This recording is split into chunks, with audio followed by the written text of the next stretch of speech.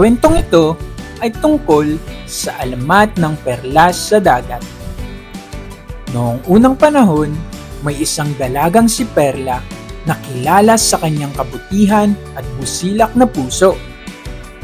Ngunit may mga taong naiinggit sa kanya.